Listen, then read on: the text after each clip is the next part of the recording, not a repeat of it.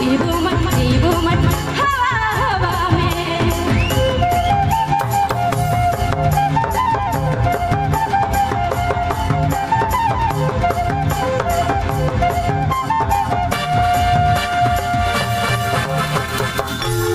धन्यवाद।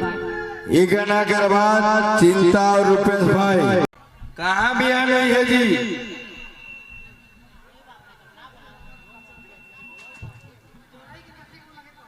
ए भाई एक गाना में हमारे 5 कमेटी की सिराला जे भी आओ बेखन नया 5 कमेटी आओ।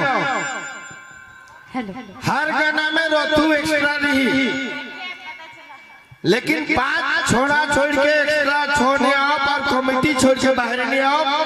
मैं काले चीज कहता हूँ जेकर मेहनत कसरत रे होइए सब स्टेज में मजा लगबे एक ठो गीत में। ये सब छोड़ा से हमार कमेटी से चर्चा रहे। चलो प्रीति मेहर जी मर 5 छोड़ा लाइन लेके आओ। प्रीति मेहर कर गाना में नाच चले जे नाचली से उठ के नहीं आओ तुम्हारा। चलो प्रीति मेहर जी रोर अपन संगीत स्टार्ट करो।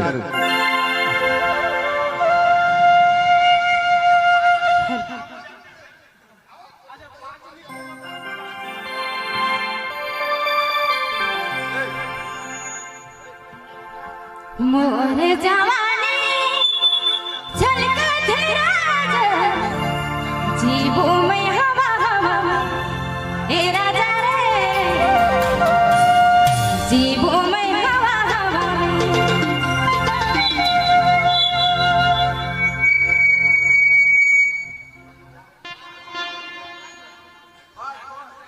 देखा 6-7 हवा में कहना कहबा दूसरा कहना में और क्यों आगे परवा हेलो